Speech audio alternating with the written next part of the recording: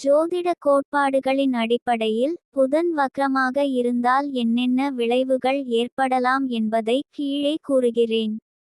1. வித்தியாசமான சிந்தனை திறன்.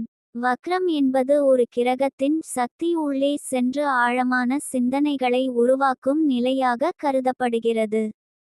புதன் வக்ரமாக இருந்தால் அந்த நபருக்கு எதிர்பாராத விதமான புத்திசாலித்தனமும் சுய சிந்தனையும் இருக்கலாம். 2. தொலைபேசி பேசும் திறன், எழுத்து, அறிவியல். புதன் சஞ்சாரம் பேசும் திறன், வணிகம், கணிதம், அறிவியல், விவேகம் போன்றவற்றை குறிக்கிறான். வக்ரமாக இருந்தால் இந்த துறைகளில் சாதனை செய்யும் திறன் இருப்பினும் ஆரம்பத்தில் சிக்கல்கள், தாமதங்கள் ஏற்படலாம். 3. சந்தேகத்தன்மை மற்றும் அனலைட்டிக்கல் மனப்பான்மை. வக்ர புதன் கூர்மையான வாதம், ஆராய்ச்சி, சந்தேகத்தன்மை ஆகியவற்றை அதிகரிக்க கூடியது. எதையும் ஆழமாக எண்ணி செயல்படுவார்கள். 4.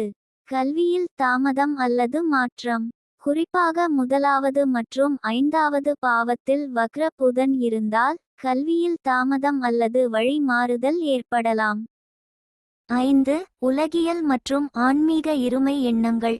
ஒரே நேரத்தில் ஒரு நபர் தொழில், வணிகம், உலகியலிலும் ஆர்வம் வைத்திருக்கலாம். மற்றொரு பக்கம் ஆன்மீக புனித எண்ணங்களும் இருக்கலாம். 6. பிரயாணங்களில் சிக்கல்கள்.